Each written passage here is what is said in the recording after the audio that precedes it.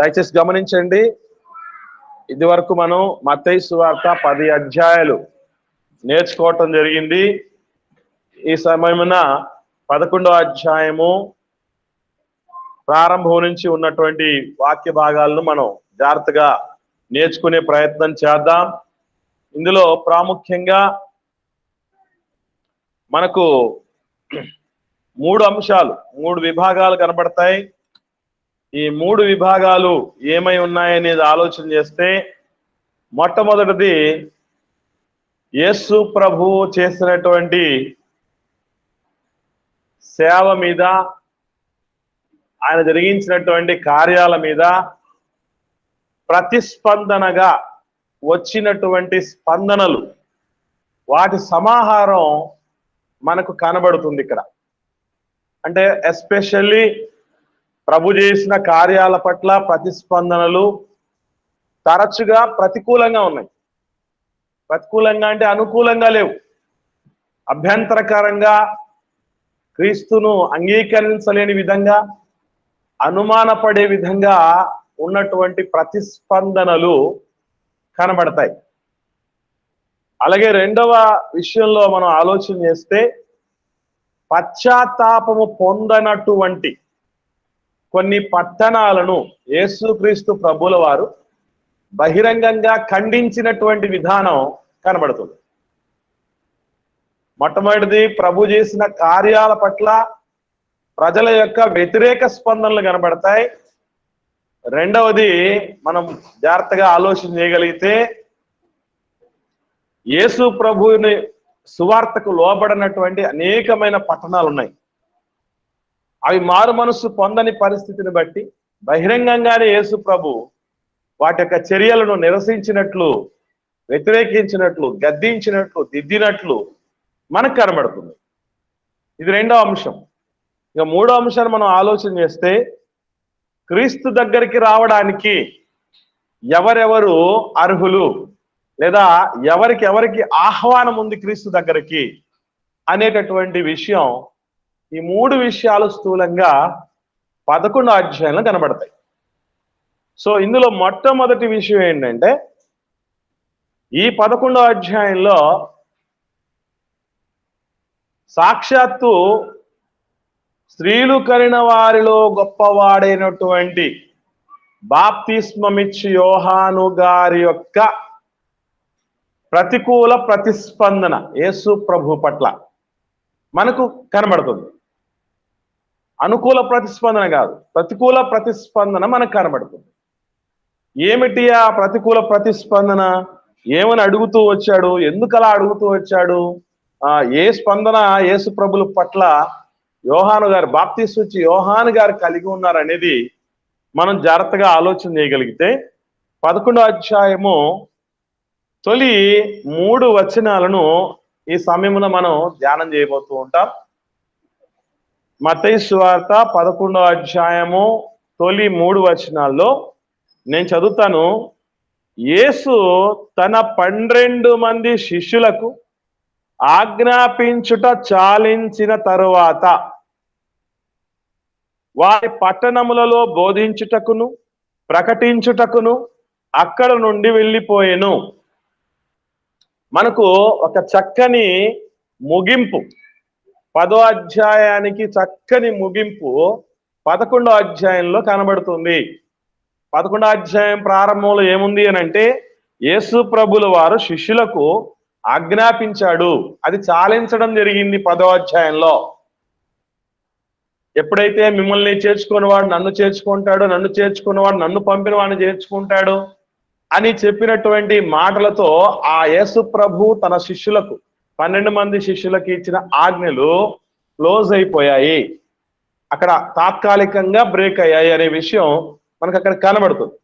So ఈ మాట, ఇలాంటి ప్రస్తావనలు ఎందుకు చేస్తాడు గ్రంథంలో అంటే, ఒక అంశం సంపూర్తయింది, నెక్స్ట్ అంశంలోకి మనం వెళ్ళబోతున్నాం అనే హింట్ ఇవ్వడానికి అలా రాస్తారు వాడు.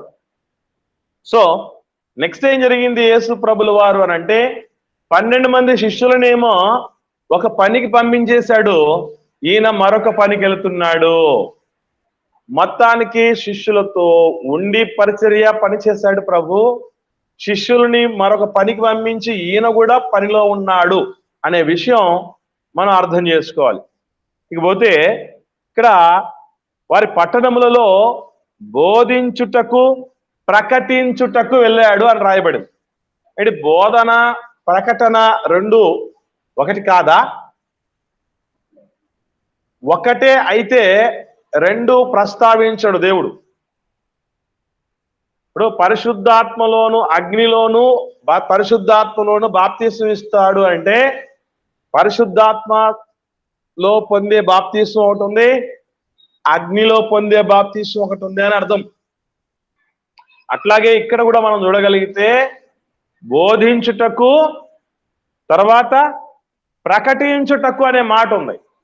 మరి బోధించటం ప్రకటించటం వేరు వేరే అయి ఉండాలి ఖచ్చితంగా, ఒకటే అయి ఉండవు. ఒకటే అయితే రెండు పదాలు అవసరం లేదు, ఒకటే అయితే రెండు పదాలు అవసరం లేదు. మనలాగా గ్రామర్ తెలియనోడు కాదు కదా దేవుడు. ఇప్పుడు మనం ఏమంటామంటే గుండె హార్ట్ అటాక్ వచ్చింది అంటారు, గుండె హార్ట్ అటాక్ అంట. మధ్యలో సెంటర్లో అంటారు, మధ్యలో అన్నా సెంటర్లో అన్నా ఒకటే. ఇట్లా రకరకాలుగా ఉంటాయి కొన్ని. కాబట్టి ఇప్పుడు బ్లండర్ మిస్టేక్ అంటారు చాలా మంది. అసలు బ్లండర్ అంటేనే మిస్టేక్ అని, అంటే బ్లండర్ అన్న అనాలి, అంటే మిస్టేక్ అన్న అనాలి. చాలా మంది ఈ పదాలు వాడుతూ ఉంటారు, అది తెలియక వాడుతూ ఉంటారు, గ్రామర్ తెలియక. సరే, ఇప్పుడు మనకు అది విషయం కాదు. కానీ బోధించటం అంటే ఏంటి, ప్రకటించటం అంటే ఏంటి? ఎవరైనా తెలిసిన వాళ్ళు ఆన్లైన్లో ఉన్నటువంటి వాళ్ళలో ఒకసారి మీకు దీని గురించి ఐడియా ఉంటే తెలియపరచండి, మళ్ళీ సంఘంలో ఉన్న వాళ్ళు అడుగుదాం. బోధించటం అంటే అర్థం ఏంటి, ప్రకటించటం అంటే అర్థం ఏంటి? వందనాలన్నా. చెప్పండి. బోధించడం అంటే లేఖనాలను చదివి దాని ప్రకారంగా సంఘంలో ఉన్న వారికి కానీ ఇతరులకు కానీ బోధించడం అని అంటారునా. లేఖనాల ప్రకారం ఉండే వాటిని వివరించి చెప్పడం బోధించడం అంటారు. అలాగే ప్రకటించడం అంటే దేవుణ్ణి గూర్చిన మరణ పునరుద్ధానం గురించి మనం ఎవరికి చెప్పినా అది ప్రకటించడమే అవుతుందన్నా. వెరీ గుడ్ అమ్మా, చక్కగా చెప్పే తల్లి, మంచి విషయం చెప్పింది సహోదరమని.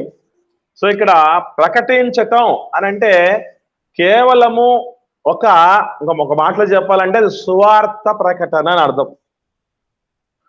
సువార్త ప్రకటన అంటే సువార్తకి బోధకి తేడా ఏంటి అంటే, సువార్త అన్యజనులను దేవుడి దగ్గరికి రక్షణలోనికి తీసుకొని రాగలుగుటకు ఏదైతే మనం అందిస్తామో విషయం, దాన్ని ప్రకటించటం లేదా సువార్త ప్రకటించటం అని అంటారు. బోధ అంటే రక్షించబడిన వారి కొరకు సంఘములో చెప్పబడేది బోధ. అంటే ఇప్పుడు మీకేం జరుగుతోంది? ప్రకటన జరుగుతోందా, బోధ జరుగుతోందా? బోధ జరుగుతోంది. బోధలో ఏముంటుందంటే సవిస్తారమైన వివరణ ఉంటుంది.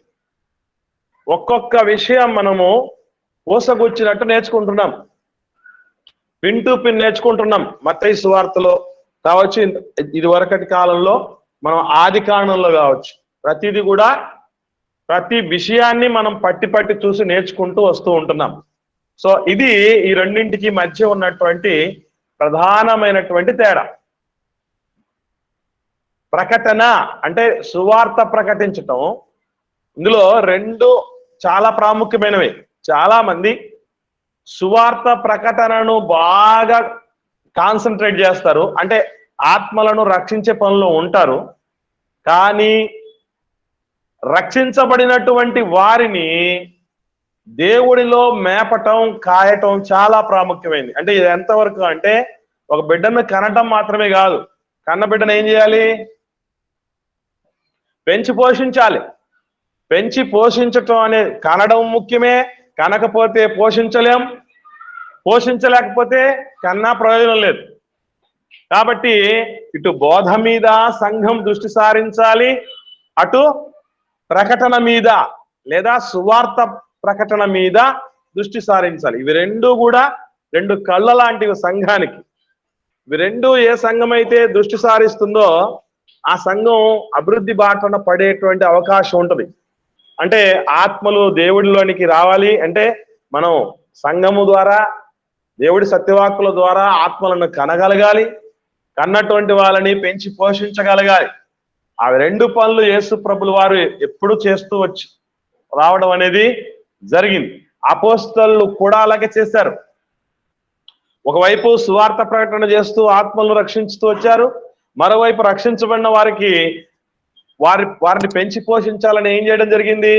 సంఘాలు, సహవాసాలు, ఆరాధనలు, బైబిల్ తరగతులు ఇవన్నీ ఏర్పాటు చేశారు. కాబట్టి మన సహవాసాల్లో కంపల్సరిగా ఇవి రెండు కూడా సమతుల్యంగా ఉండాలి. కనడము ముఖ్యమే, పెంచి పోషించడము ముఖ్యమే. కొందరు పెంచి పోషించడమే ముఖ్యం అనుకొని కనడం మీద దృష్టి సారించడు. కనకపోతే ఎట్లా ఎవరిని పోషిస్తావు? మరి కొంతమంది కంటే చాలు, అంటే సువార్త ప్రకటించే చాలు చాలు చాలు సువార్త సువార్త సువార్త అనుకోపోతారు. కానీ వాళ్ళు అక్కడ పుట్టినటువంటి వాళ్ళని అనాథలుగా వదిలేసిపోతారు. అది తప్పే. కాబట్టి కనాలి, కన్న వాళ్ళని పెంచి పోషించాలి. అప్పుడే ఆ పెంపకాన్ని లేదా ఆ తల్లిదండ్రుల్ని, ఆ బాధ్యత కలిగిన వాళ్ళని గొప్పవాళ్ళు, మంచివాళ్ళు అనేటువంటి మాట మనం ఎలాగైతే చెప్తామో అలాగే సంఘం పరిస్థితి కూడా, సేవ గాని సేవకుడి పరిస్థితి కానీ అలాగే ఉండాలి. ఓకే, మంచిది. ఇక్కడ మనం ఆలోచన చేస్తే ఈ రెండింటికి తేడా అది. ఇకపోతే బాప్తిస్మం ఇచ్చే యోహాను గారి సందర్భం మనకు కనబడుతుంది. 2వ వచనంలో చూస్తే మత్తయి సువార్త 11వ అధ్యాయము 2వ వచనంలో క్రీస్తు చేయుచున్న కార్యములను గూర్చి యోహాను చెరసాలలో విని. ఇక్కడ మనం జాగ్రత్తగా ఆలోచన చేయాలి. ఇంతకు బాప్తిస్మం ఇచ్చే యోహాను గారు చెరసాల్లో ఉంటే, ఆయన చెరసాల్లో ఉన్నటువంటి సందర్భం మత్తయి సువార్తలోని 3 సార్లు ప్రస్తావించబడుతుంది. మొదటిగా మత్తయి సువార్త 4వ అధ్యాయంలో మనం చూసాం. యోహాను చెరసాల్లో బంధించబడిన తర్వాత, చెరసాల్లో వేయబడిన తర్వాత యేసు ప్రభుల వారు సువార్త ప్రకటించడం మొదలు పెట్టాడు అనే మాటలు మనకు కనబడతాయి 4వ అధ్యాయంలో. మరలా ఈ 11వ అధ్యాయంలో రెండవసారి మనకు కనబడుతుంది. కాబట్టి చెరసాల్లో అన్నటువంటి మాటలు చాలా క్లారిటీగా 3 సార్లు కనబడతాయి. ఇకపోతే ఈయన చెరసాల్లో ఉంటే ఈయనకు యేసు ప్రభు చేస్తున్నటువంటి కార్యాల గురించి ఎలా తెలిసిందంటారు? ఎవరు చెప్పారు ఆయనకు? ఆయన శిష్యులన్నా. ఒకసారి ఆలోచన చేసి చెప్పండి, ఎలా తెలిసిందంటారు? చెరసాలలో విన్నాడట. ఎవరు వినిపించుంటారు ఆయనకి? ఆన్లైన్ లో ఉన్న వాళ్ళు చెప్పండి ఒకసారి. సైన్యం ఉంది కదన్నా, భటులు. ఏమన్నా అక్కడ కాపలా భటులు ఒకరికొకరు చెప్పుకుంటే. ఓకే ఓకే, వెరీ గుడ్ అన్న. మంచి మంచి మంచిగా కల్పన చేశారు, బాగా ఆలోచన చేశారు. సో అక్కడ భటులు కూడా డిస్కస్ చేసుకుంటూ ఉన్నటువంటి పరిస్థితులు ఉంటాయి. ఎందుకనంటే యేసు ప్రభుల వారి గురించి సమాజం అంతా, యూద సమాజం, అధికారులు అందరూ కూడా మాట్లాడుకోవడానికి అవకాశం ఉంది. వెరీ గుడ్, ఇదొకటి. ఇంకొక బాగా దగ్గరైనటువంటి మనం ఒక కల్పన చేయొచ్చు. ఎలా తెలుసుంటుంది బాప్తిస్మం ఇచ్చే యోహాను గారికి చెరసాల్లో ఆయన ఉంటే సమాజంలో ఉండి యేసు ప్రభు చేస్తున్న కార్యాల గురించి ఆయనకు ఎలా తెలుస్తుందంటే ఒక విషయం చెప్పాడు అన్న. సైనికులు ఆయనకు దగ్గరలో, చెరసాల్లో ఎవరు ఉంటారు? సైనికులు అంతా ఉంటారు కదా, వాళ్ళు కానిస్టేబుల్ లాంటి వాళ్ళు ఉంటారు కదా, కాపలాదారులు.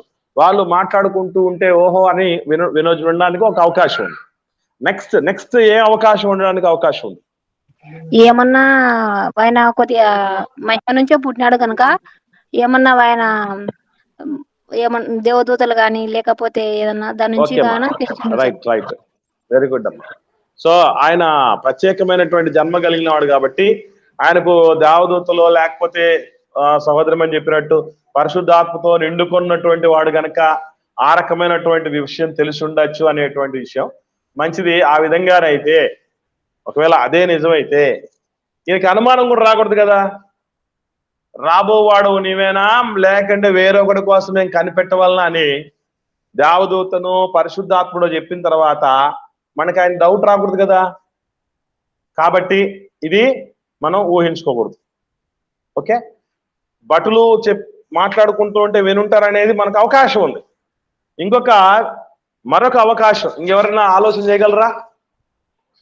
శిష్యులను అంపించినాడు అని వెరీ ఉంది గుడ్, కదా. వెరీ గుడ్ అమ్మా.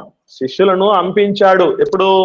ఎన్నో సందర్భాల్లో మనం చూస్తే మేము పరిసయ్యుల శిష్యులము, యోహాన్ గారి శిష్యులు వస్తారు, బాప్తిస్మ యోహాన్ గారి పరిసయ్యుల శిష్యులు, మేము తరచు మేము ఉపవాసం ఉంటా గానీ నీ శిష్యులు ఎందుకు ఉపవాసం ఉండరు అని కనుక్కోవడానికి పంపిస్తాడు అన్న మాటలు మనకు 9వ అధ్యాయం చూసాం. అంత మాత్రమే కాదు, ఇక్కడ చూస్తే మనకు మరొక ఆధారం చూడగలిగితే లూకాసు వార్త చూద్దాం. నాయిను అనే ఊరిలో విధవరాలి కుమారుణ్ణి మృతుల్లో నుంచి యేసుక్రీస్తు ప్రభుల వారు లేపిన సందర్భం కనబడుతుంది. ఎక్కడ?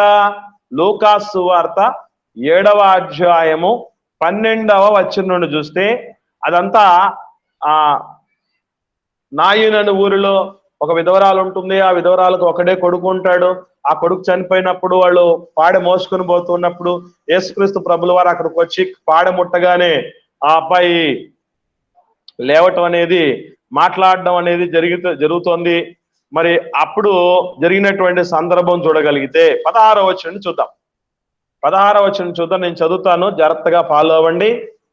లూకాసు వార్త 7వ అధ్యాయము 16వ వచనం చూస్తే, అందరూ భయాక్రాంతులై మనలో గొప్ప ప్రవక్త బయలుదేరి ఉన్నాడు అనియు, దేవుడు తన ప్రజలకు దర్శనము అనుగ్రహించి ఉన్నాడనియు దేవుని మహిమ పరచిరి.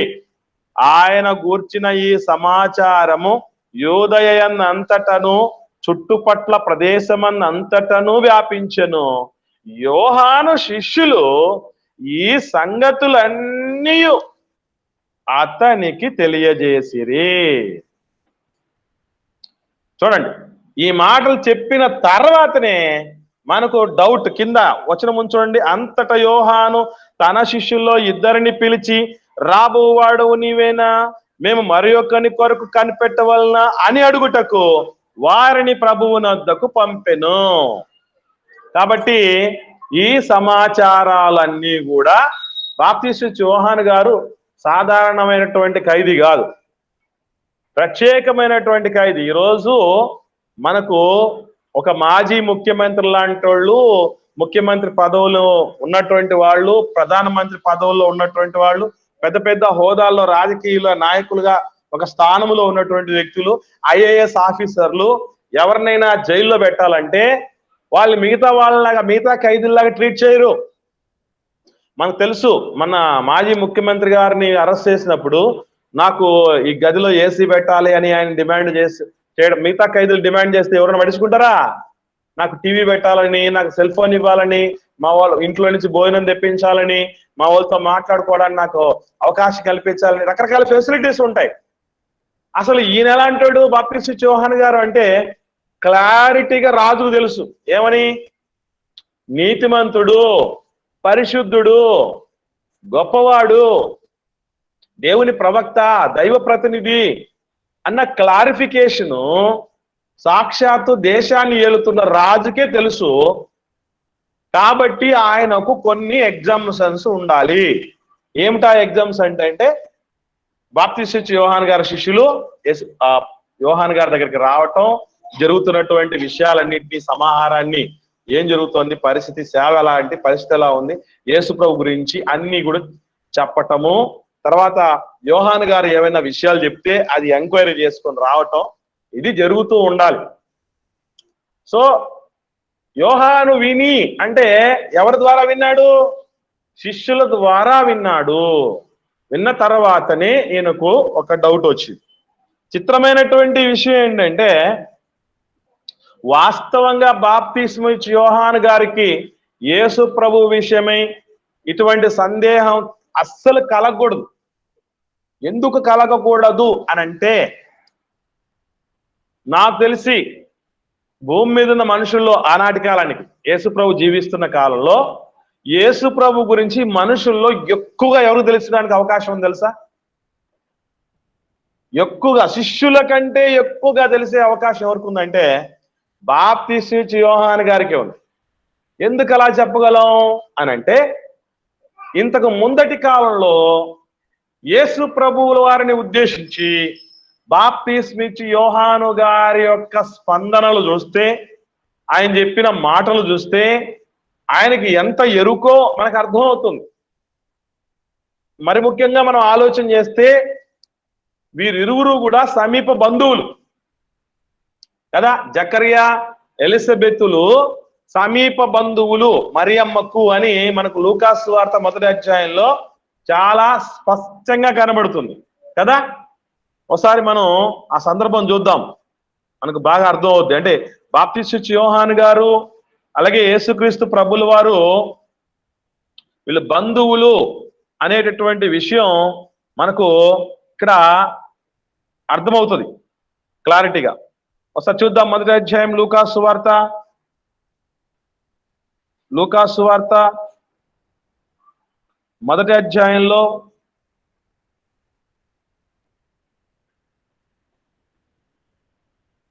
24వ వచనం చూడండి.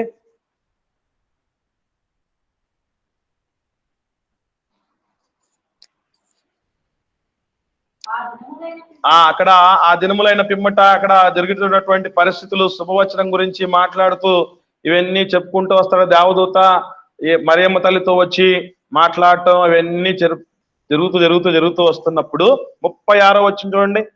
36వ వచనం మొదటి అధ్యాయం 36వ వచనంలో, మరియు నీ బంధువురాలు ఎలిజబెతు అన్నాడు చూడండి.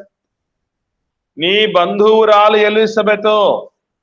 కాబట్టి మరియమ్మ ఎలిజబెతు మరియమ్మ తల్లి ఇద్దరు బంధువులైతే ఎలిజబెతు కుమారుడు ఎవరు? బాప్తిస్మిచ్చి యోహాను గారు. మరి మరియమ్మ కుమారుడు ఎవరు? యేసుక్రీస్తు ప్రభుల వారు. అంటే వీళ్ళిద్దరు కూడా ఎవరు? బంధువులు.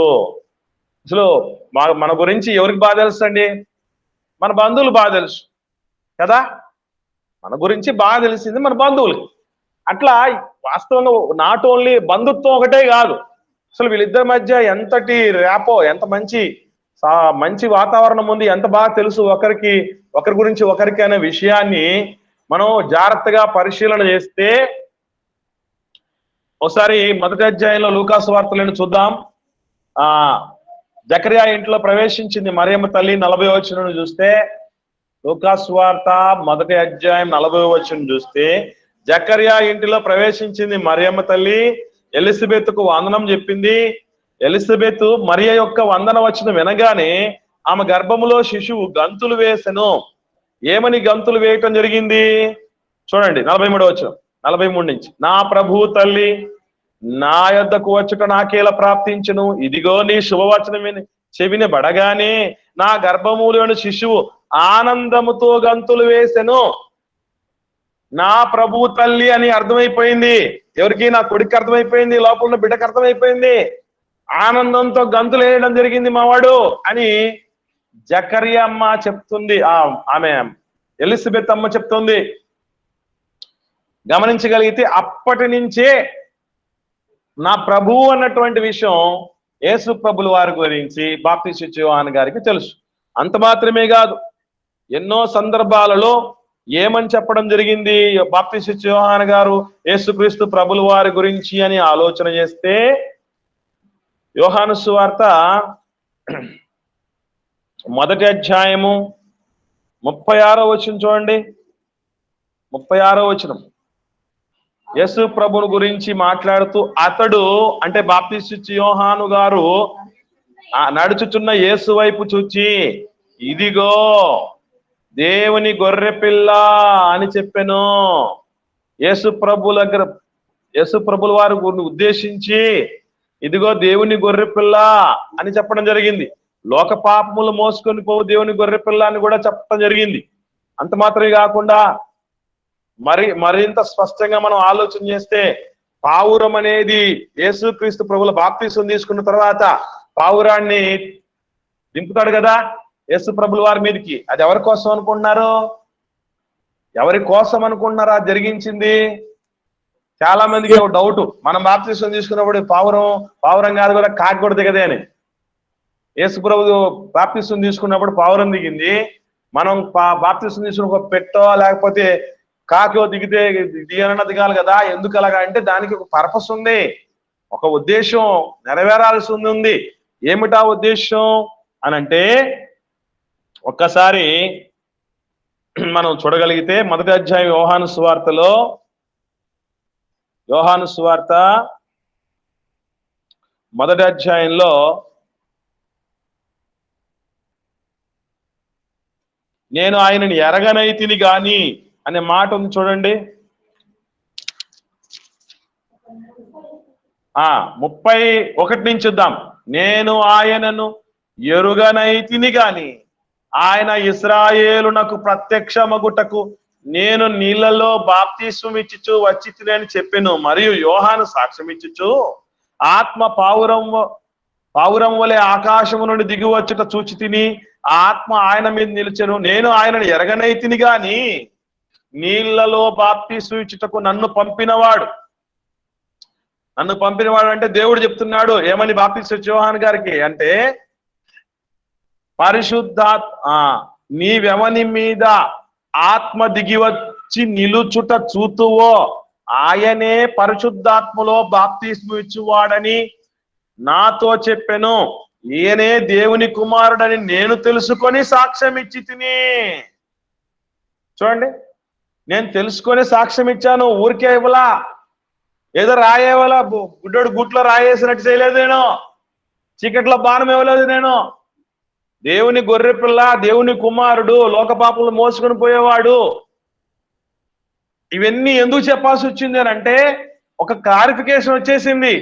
అయ్యా, నా వెనక ఒక ఆయన వస్తాడని నువ్వు చెప్పావు కదా దేవా, తండ్రి నాకు చెప్పావు కదా, ఆయన నువ్వు నీళ్ళలోని బాప్తిస్మం ఇస్తావు, ఆయన పరిశుద్ధాత్మలో బాప్తిస్మం ఇస్తాడు అని చెప్పావే. ఆయన చెప్పుల వారును ఇప్పటికైనా యోగ్యుడను కాను నేను అని నా గురించి చెప్పావు. నేను కూడా అదే చెప్పాను కదా. ఆయన నామం హెచ్చవలసి ఉన్నది, మళ్ళా మరొకసాట అంటాడు నా నామం తగ్గవలసి ఉన్నదని అంటాడు యేసుప్రభుల వారి గురించి. ఇవన్నీ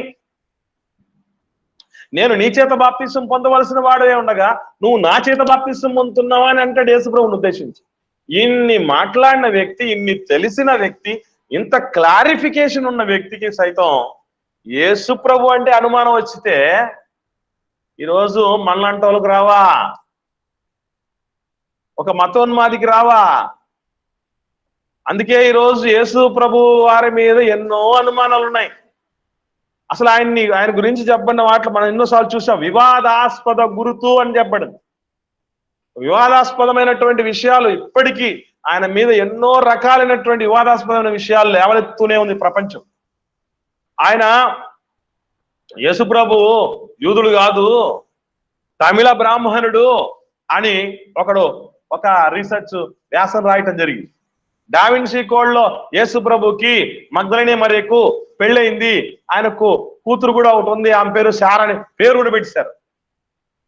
ఒకటి కాదు, రెండు కాదు, రకరకాలైనటువంటి విషయాలు యేసు ప్రభు గురించి. యేసు ప్రభు సమాధి కాశ్మీర్ లో ఉంది అని ఒకరు చెప్పాడు. ఇంకా ఈ స్వామీజీలు కాశ్మీరు ఆ పరిసర ప్రాంతాల హిమాలయాల్లో ఉన్నటువంటి హిందూ స్వామీజీల దగ్గర యేసు ప్రభుల వారు ఇవన్నీ అద్భుతాలన్నీ నేర్చుకున్నాడు. సూచక్రియలు, మాత్కారులు అంటే రోగాల్ని పోగొట్టేటటువంటి ఆ విద్య గాని, చనిపోయిన లేపే విద్య గాని, ఇవన్నీ వాళ్ళ దగ్గర నేర్చుకొని మళ్ళీ అంటే 12 ఏళ్ళప్పుడు ఎద్దుల బండి మీద పారిపోయి కరెక్ట్ గా దేంట్లో పారిపోయాడు అనేది కూడా చెప్తారనమాట. ఎద్దుల బండి మీద పారిపోయి 30 ఏళ్ల వయసు వరకు ఈ స్వామీజీల దగ్గర అన్ని విద్యలన్నీ నేర్చుకొని మళ్ళీ ఆ నజరేత్కి వెళ్ళిపోయి ఆ యూదయ సమరయ ప్రాంతాల్లో నేను గొప్పని నిరూపించుకునే ప్రయత్నం చేశాడు ఆయన. మళ్ళీ కాశ్మీర్కి వచ్చి వాళ్ళ గురువుల దగ్గరే వాళ్ళ సేవలో ఉండిపోతా చచ్చిపోయాడు. సమాధి కూడా ఉంది చూడండి అని సమాధి చూపిస్తున్నారు. ఇలా ఒకటిగా యేసు ప్రభుల వారి గురించి అనేకమైనటువంటి వివాదాస్పదమైనటువంటి అనుమానాస్పదమైనటువంటి విషయాలు నేటికి సమాజంలో జరుగుతూనే ఉన్నాయి. ఇక్కడ ఎవరో తలకమాసినోడు, తెలియనోడు, తెలియనోడు, గిట్టని వాడు, పట్టని వాడు అనుమాన పడితే, మనలాగా కాస్తో కూస్తో తెలిసినవాడు అనుమాన పడితే పర్లేదు. కానీ ఇంత తెలిసిన ఆయనకు కూడా అనుమానం వచ్చిందంటే ఎందుకు రావడానికి అవకాశం వచ్చింది? అలాగా ఏ పరిస్థితులు ఆయన అనుమానం అనే వచ్చేటటువంటి రీతిగా దారి తీసాయి అనేటటువంటి పరిస్థితులు మనం ఆలోచన చేయవలసిన ఆవశ్యకత ఉంది. అలాంటి వాళ్ళకే ప్రభు మీద అనుమానం కలిగితే మనలాంటోళ్ళు సరైన రీతిలో దృష్టి సారించగలరా ప్రభు మీద? ఇంకా ఆయన సంపూర్ణంగా ఏ సందేహం లేకుండా నమ్మగలిగినటువంటి స్థితులు ఎంతమందికి రాగలవు? ఈవెన్ యేసు ప్రభుతో శిక్షణికం చేసినటువంటి శిష్యులే బాప్తిస్ మన భక్తలేని మరి ఆ యేసు ప్రభు సమాధిలో లేడయ్యా, ఆయన లేచిన్నాడు, మేమే చూసొచ్చాం ప్రత్యక్ష శాసనం, దేవదూతలు కూడా మాకు చెప్పారంటే నమ్మారా? వాళ్ళు నమ్మలే. చూసారా? అంటే ప్రభువుల వారిని నమ్మటం అంటే అంత సులభమైన విషయం కాదు. ఆయన ఎరగడం అంటే అంత సులభమైన విషయం కాదు. ఎంత గొప్ప, ఎంత దొడ్డ విషయం అని అంటే ఒక మాట చెప్పడం జరిగింది, చూద్దాం. మనం చాలాసార్లు దాన్ని మనం చదువుతూ ఉంటాం. ఇదే యోహాను సువార్త 17వ అధ్యాయము 3వ వచనం చూద్దాం. యోహాను సువార్త 17వ అధ్యాయము 3వ వచనంలో, అద్వితీయ సత్యదేవుడవైన నిన్నును నీవు పంపిన యేసు క్రీస్తును ఎరుగుటయే నిత్య జీవము అన్నాడు. చూడండి, అంటే యేసు ప్రభు గురించి ఎరగటం అన్నది ఒక నిత్య జీవం పొందుకునేంత గొప్పది. అంటే ఇది మీకు అర్థం కావడం మాట చెప్తాను మీకు. ఎందుకు మనం కలెక్టర్లు, అందరం కలెక్టర్లు ఎందుకు కాలేం?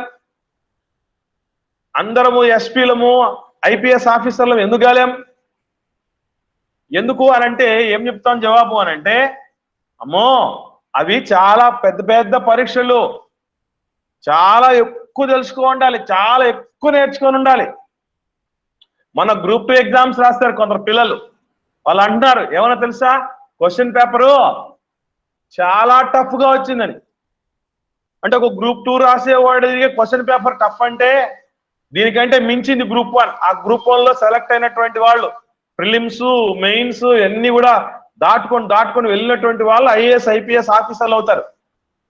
అలా అయినప్పుడు ఒక జిల్లానే నువ్వు పెద్దవ దీనికి అని అప్పగించేస్తారు.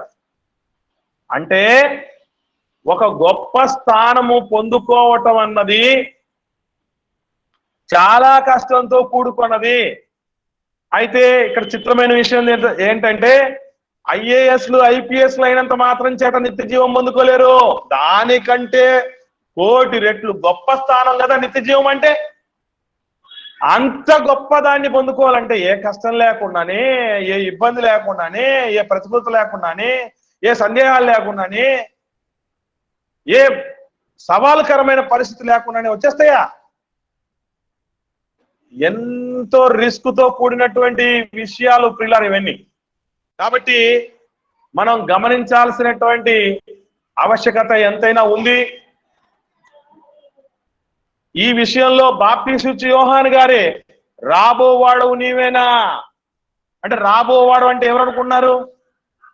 రాబోవాడు అని అంటే గుర్తుపెట్టుకోండి, యేసుక్రీస్తు ప్రభుల వారు మెస్సియా అన్నటువంటి స్థానంలో వచ్చాడు. క్రీస్తు, మెస్సియా అంటే క్రీస్తు. క్రీస్తు అంటే అభిషిక్తుడు. అభిషిక్తుడు అంటే ఎవరికి అభిషేకం జరుగుతుంది అని అంటే రాజుగా వచ్చినటువంటి వ్యక్తికి. అలాగే ఒక ప్రధాన యాజకుడికి కూడా తైలాభిషేకం జరుగుతుంది. యేసుక్రీస్తు ప్రభుల వారు ఈ రెండింటికి అర్హత కలిగిన వాడు. మనకు మత్తయి సువార్తలో యేసు ప్రభు రాజసం గురించి చెప్పడం అనేది జరుగుతుంది. అందుకే మనం చూస్తే యూదుల రాజుగా పుట్టినవాడు ఎక్కడ ఉన్నాడు అన్నటువంటి ప్రశ్నలు ఇవన్నీ కూడా మత్తయి సువార్తలో కనబడతాయి, కానీ మిగతా సువార్త పత్రికలు కనబడవు. లూకా సువార్త ఏం చెప్తుంది? యేసు ప్రభు ప్రధాన యాజకుడి జాబితాలో వచ్చాడు అన్నటువంటి రీతిగా మరియమ్మ తల్లి యాజకత్వం చేసే వాళ్ళ వంశములో ఉన్నది. ఇప్పుడు జకరియా, ఎలిజబెత్లు ఎవరు? యాజకులు. యాజకులకు బంధువురాలు ఎవరు? మరియమ్మ తల్లి. కాబట్టి మరియమ్మను బట్టి యాజక వంశం యేసు ప్రభుది. యోసేపు గారు ఎవరి ఆరిజిన్లోంచి వచ్చాడు అంటే సొలొమోను యొక్క వంశావళిలో రావడం జరిగింది. సొలొమోన్ గారు ఎవరు? రాజు. కాబట్టి దావీదు మహారాజుకి 2 రకాలైనటువంటి వంశావళిల లైన్లు ఉన్నాయి. ఒక వంశావళి రాజుల వంశావళి ఉంది, మరొక వంశావళి నాతాను అనేటటువంటి వ్యక్తి ఉన్నాడు దావీదు గారికి. ఆ నాతాను ఆయన ప్రధాన యాజకుడు. అంటే యాజక వంశావళి నాతానులో నుంచి వచ్చినటువంటి ఆమె మరియమ్మ తల్లి రాజవంశము సొలొమోను గారి దగ్గర నుంచి వచ్చినటువంటి ఆయన యోసేపు గారు. కాబట్టి మనం ఆలోచన చేస్తే ఇటు యాజకుడిగా అభిషేకం జరగాలి, అటు రాజుగా అభిషేకం జరగాలి. రాజు ప్లస్ యాజకుడు రెండింటిని బేస్ చేసుకుంటే ఈ ప్రత్యేకమైనటువంటి పని కోసం ఒకే ఒక వ్యక్తి రావలసి ఉన్నది. ఆయనే యేసు ప్రభుల వారు. ఆయన్నే మెస్సియా అని ప్రవచించబడడం జరిగింది, క్రీస్తు అని ప్రవచించడం జరిగింది, అభిషిక్తుడు అని ప్రవచించడం జరిగింది. ఈ విషయాలు వీళ్ళందరూ ఎంతో కాలంగా ఎదురు చూస్తున్నారు అని చెప్పడానికి ఎన్నో రకాలైనటువంటి ఆధారాలు, రుజువులు మనకు కనబడతాయి. ఒకసారి వాటిని మనం జాగ్రత్తగా ఆలోచన చేయగలిగితే మత్తయి సువార్తలోనే 3వ అధ్యాయము 11వ వచనంలో ఏమని చెప్పడం జరిగింది చూడండి. మారు మనస్సు నిమిత్తం నేను నీళ్ళలో మీకు బాప్తిస్మం ఇచ్చున్నాను, అయితే నా వెనక వచ్చున్నవాడు నాకంటే శక్తివంతుడు, ఆయన చెప్పులు మోయటకైనా నేను పాత్రుడుగాను, ఆయన పరిశుద్ధాత్మలను అగ్నిలోని మీకు బాప్తిస్మం ఇచ్చును. ఇవన్నీ ఎందుకు చెప్తున్నారు తెలుసా? అంటే రాబోతున్నాయని ఉన్నాడు అని ఆయనే చెప్పాడు. ఎవరి గురించి? యేసు ప్రభు వారి గురించే, మెస్సియా గురించి చెప్పడం జరిగింది. ఈవెన్ ప్రజలు కూడా ఇది దేనికోసం ఎదురు చూస్తూ ఉండేవాళ్ళు తెలుసా అండి? ఆనాటి కాలంలో దేని కొరకు ఎదురు చూస్తూ వచ్చారో ఒకసారి యోహాను సువార్త చూద్దాం. యోహాను సువార్త 1వ అధ్యాయము 19వ వచనం చూద్దాం. యోహాను సువార్త 1వ అధ్యాయము 19వ వచనం చూస్తే, నీవెవ్వడవని అడుగుటకు యూదులు యెరూషలేము నుండి యాజకులను లేవీలను యోహాను నొద్దకు పంపినప్పుడు అతను ఇచ్చిన సాక్ష్యం ఇదే, అతడు ఎరుగను అనక ఒప్పుకొనెను, క్రీస్తును కాను అని ఒప్పుకొనెను. అంటే ఏమని అడిగారు అన్నమాట? నువ్వు క్రీస్తువా అని అడుగుతారు కదా. ఇప్పుడు నువ్వు రాజువా అని అడిగి చూసారా? అదే రాజువా అంటే అర్థం ఏంటి? క్రీస్తువా అని అంటే అని అడిగినట్లే. క్రీస్తు అంటే మెస్సియా అని, మెస్సియా అంటే అభిషిక్తుడని, అభిషిక్తుడు అంటే రాజు అని.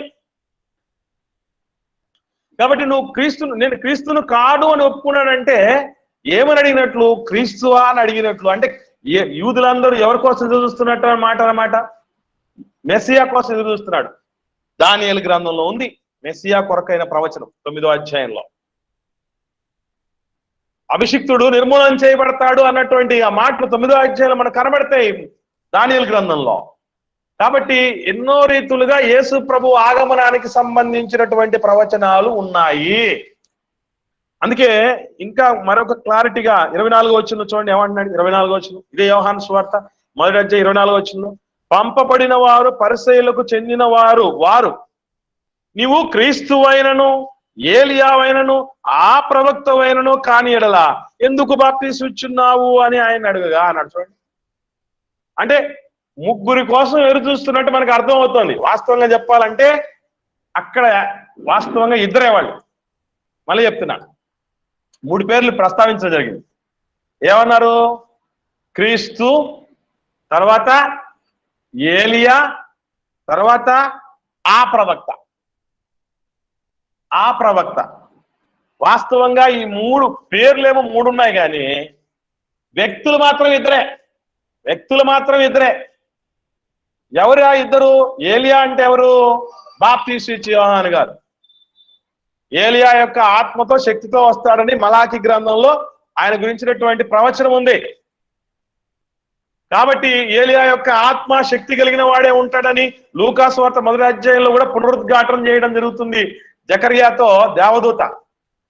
కాబట్టి ఏలియా ఎవరు అంటే బాప్తిస్మం ఇచ్చే యోహాను గారు. మరి మిగిలినటువంటి 2 ఏంటి? క్రీస్తువా ఆ ప్రవక్తవా? క్రీస్తు ఆ ప్రవక్త ఇద్దరు వేరు కాదు. క్రీస్తు ఎవరు అంటే యేసు ప్రభువే.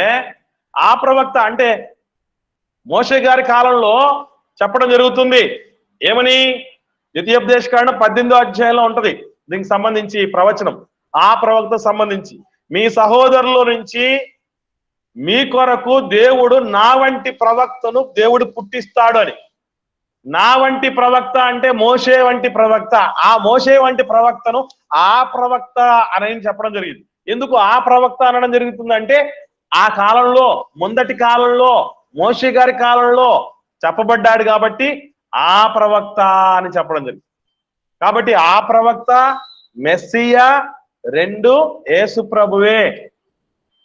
ఇది మనం గుర్తుపెట్టుకోవాలి. కాబట్టి ఈ రాబోయేటటువంటి క్రీస్తు కొరకు ఎన్నో సందర్భాల్లో యేసు ప్రభు చాలా క్లారిటీగా ఏమని చెప్పాడు, నేను ప్రవక్తని, నేను ఆ ప్రవక్తని, ఇంకా చెప్పాలంటే నేను మెస్సియా అని.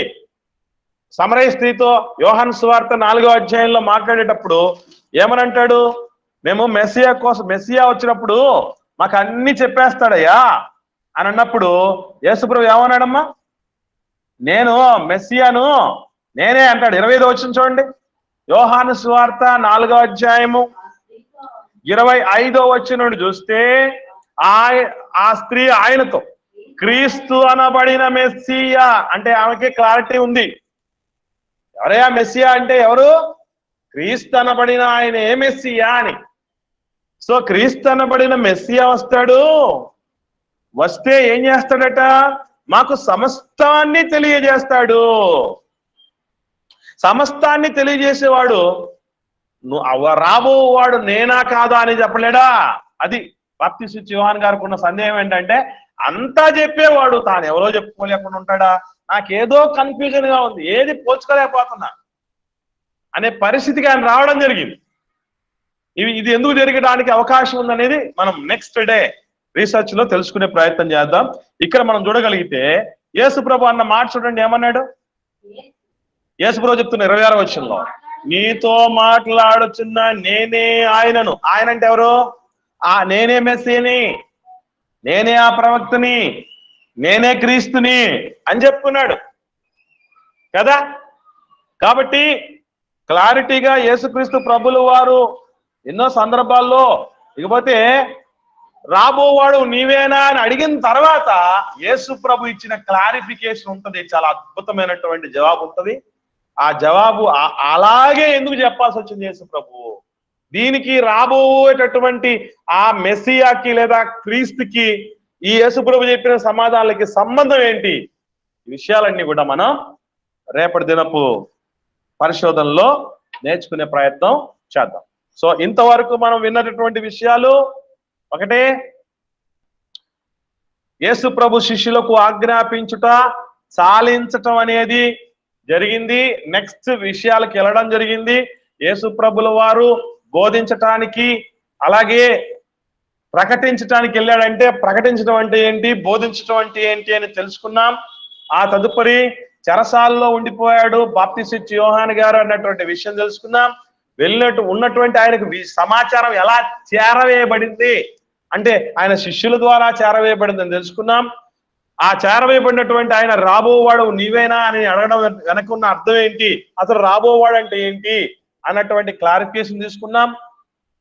ఈ బాప్తిస్మ యోహాను గారితో సహా యూదులందరూ ఎదురు చూస్తున్నటువంటి 3 పేర్లు ఉన్నాయని, ఒకటి మెస్సియా, 2 ఆ ప్రవక్త, 3 ఏలియా అని. కానీ పేర్లు 3 అయినా వ్యక్తులు 2 అని. అందులో ఏలియా అంటే బాప్తిస్మ యోహాను గారని, తర్వాత మెస్సియా లేదా ఆ ప్రవక్త ఈ 2 కూడా యేసు ప్రభుల వారేనని, ఆ క్లారిఫికేషన్ కూడా యేసు ప్రభు ఇచ్చాడని చాలా చోట్ల ఎగ్జాంపుల్ గా మనం సమరయ స్త్రీ విషయంలో తెలుసుకున్నాం. ఈవెన్ బాప్తిస్మ యోహాను గారికి కూడా ఏమని జవాబిచ్చాడు, ఎందుకు అలాంటి జవాబిచ్చాడు, అసలు బాప్తిస్మ యోహాను గారు లాంటి వాళ్ళకి ఎలాంటి అనుమానాలు రేకెత్తడానికి దారి తీసినటువంటి అంశాలు ఏమై ఉంటాయి, ఇవన్నీ కూడా మనం రేపటి దినాన్ని తెలుసుకునే ప్రయత్నం చేద్దాం. సో ఇప్పటి వరకు విన్నటువంటి వాటిలో ఎవరికైనా ఏమైనా సందేహాలు ఉంటే దయచేసి అడగండి.